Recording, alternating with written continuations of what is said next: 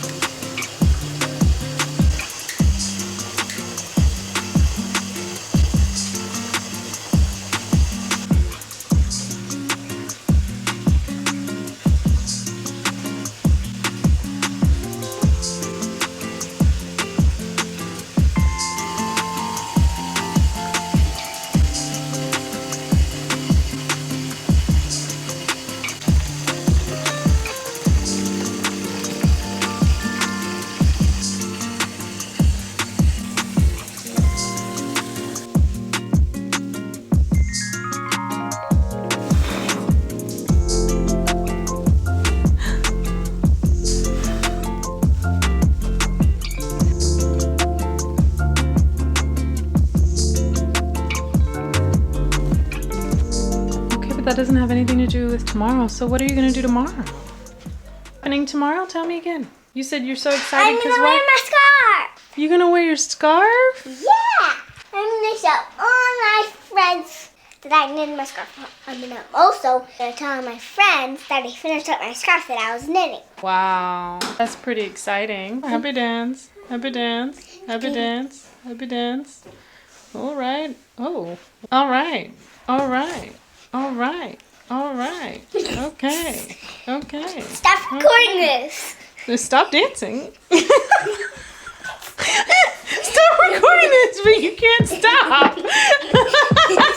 What are you doing?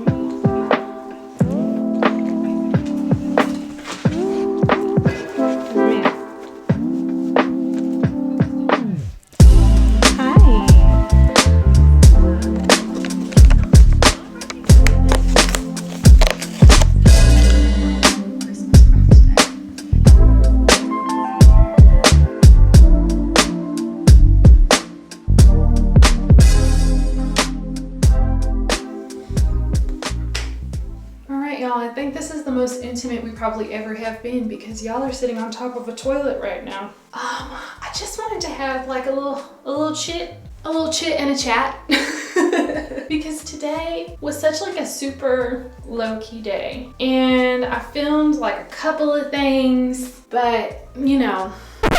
And it was at this exact moment that my camera decided to try to fall inside of the toilet. So we are gonna switch angles real quick.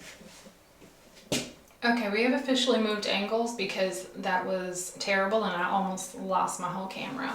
I just wanted to chit chat a little bit about like setting healthy boundaries for yourself. I woke up today and I filmed a couple of clips, and in filming those clips, I just kind of went, I just want this to be for us. At the end of the day, I'm filming my family, right? I'm filming my life. I'm filming little moments that I want to share. And before, if I had come up against something that felt a little rough, that I felt like, oh, I'm not so sure if I'm comfortable sharing that. A better put is like, I don't really feel comfortable just sharing today. Like, I just want today to be ours. Having that moment and taking that moment seriously, saying, no, I'm gonna honor that feeling today. Oh my God.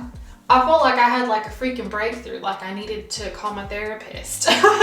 Don't think that I have ever really listened to that subconscious like alarm.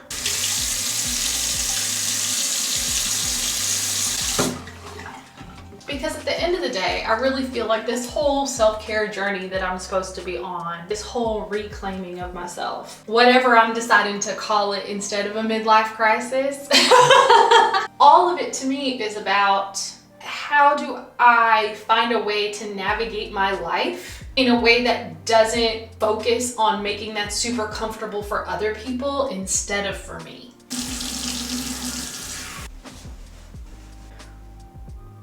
Because if the last 3 months of my life have taught me anything, it's that it's not just uncomfortable for me to set the boundary, it's uncomfortable for people to hear them, especially when it's a new boundary. I've never really had a problem sharing my boundaries. I have always kind of been like, oh, this is the boundary, this is what you get with me. Like, if you don't like that, whatever. But coming up on places where it's not just a little boundary, it's a large one. Oh, I don't know how I want to say this.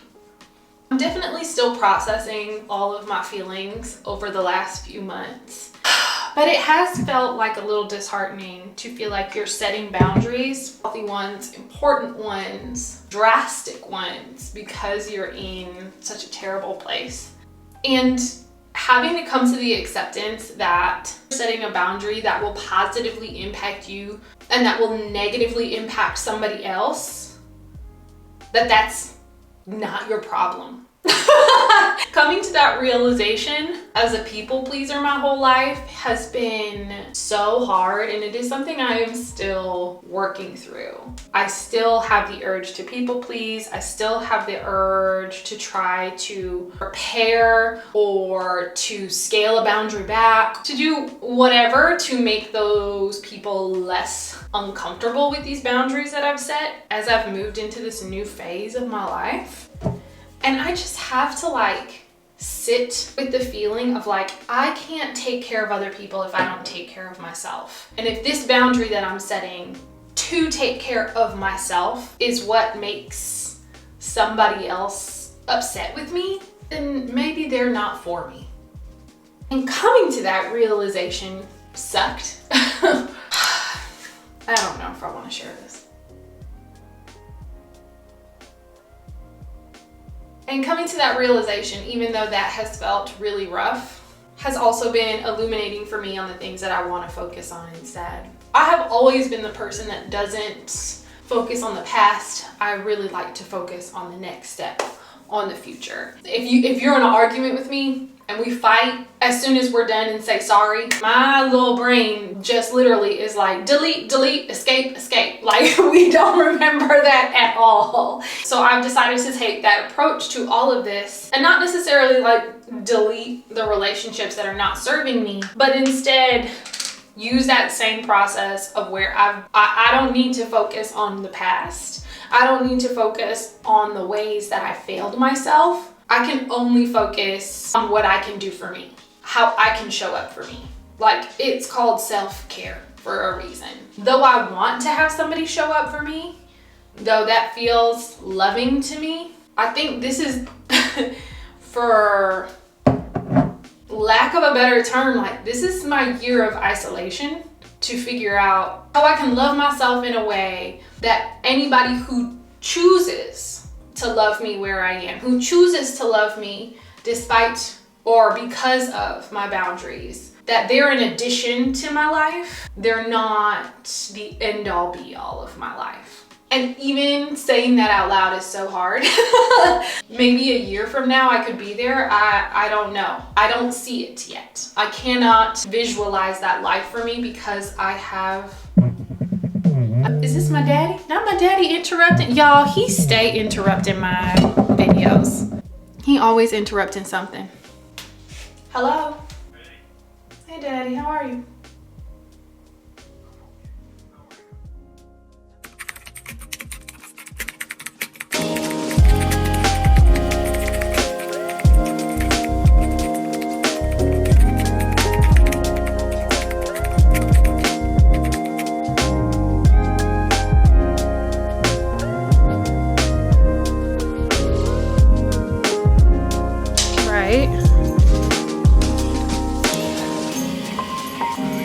Right? Okay.